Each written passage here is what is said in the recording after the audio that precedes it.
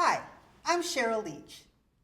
In this problem, we're going to find the derivative of our function x times the cosine of x and then evaluate that derivative when I input pi over 4.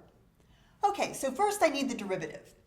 When I look at my function, I see a cosine and I also see a multiplication by x. When I'm trying to decide how to start my derivative problem, I want to start with the main operation, the operation that encompasses the entire function. In this case, that's multiplication. So I'm going to start with the product rule. So my derivative is the first factor times the derivative of the second factor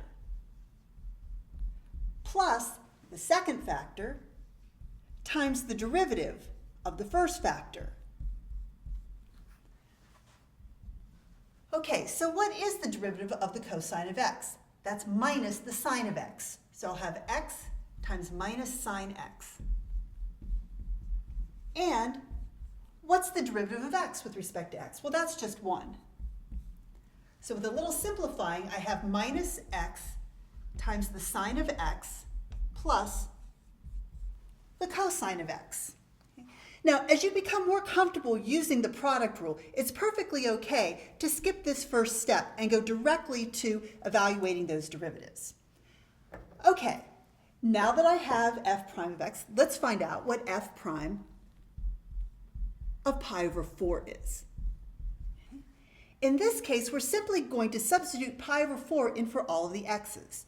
So I'm going to have minus pi over 4 times the sine of pi over 4 plus the cosine of pi over 4.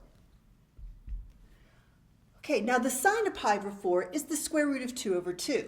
So I have minus pi over 4 times the square root of 2 all over 2.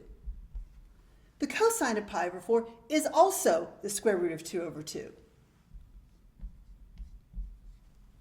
So I have minus square root of 2 times pi all over 8 plus the square root of 2 over 2. Now that's the answer, but why don't we simplify a little bit? We'll get a common denominator of 8. And when I find a common denominator, I don't need to do anything to this initial numerator. So minus root 2 times pi can be left alone. But in order to write this over 8, I'm going to have to multiply top and bottom by 4. So that gives me 4 root 2. And one other simplification thing that I noticed is that the numerator has a root 2 in both terms, so you can even factor that out and write this as the square root of 2 times the quantity minus pi plus 4 all over 8. I hope that was helpful. Thanks.